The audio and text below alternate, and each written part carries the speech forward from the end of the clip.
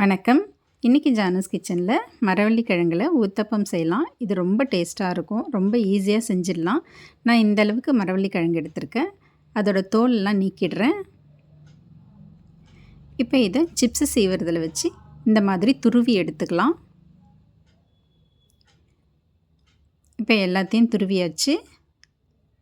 ஒரு மிக்ஸி ஜாரில் 3 வரமிளகாவை கட் பண்ணி போட்டுக்கிறேன்.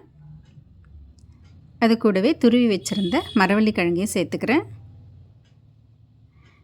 இது எல்லாத்தையும் சேர்த்துட்டு தண்ணிலாம் எதுவும் சேர்க்காம கொஞ்சம் கோர்ஸாக அரைச்சிக்கலாம். இந்த மாதிரி இருக்கணும்.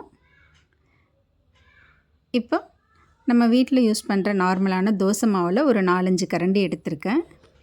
அதில் நம்ம அரைச்சி வச்சுருந்த மரவள்ளி கிழங்கு வரமிளகாவை சேர்த்துக்கலாம். சேர்த்துட்டு இது கூட கொஞ்சமாக கருவேப்பிலை கொத்தமல்லி சேர்த்துக்கிறேன்.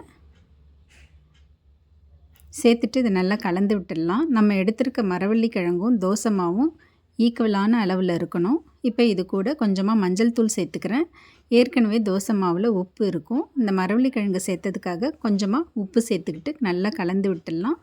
இப்போ தோசை தவா காஞ்சதும் அதில் இந்த மாதிரி கொஞ்சம் கனமாக ஊற்றிக்கலாம். ரொம்ப மெல்லிசாக தீத்தி விடாமல் கொஞ்சம் மொத்தமாக ஊற்றிக்கலாம்.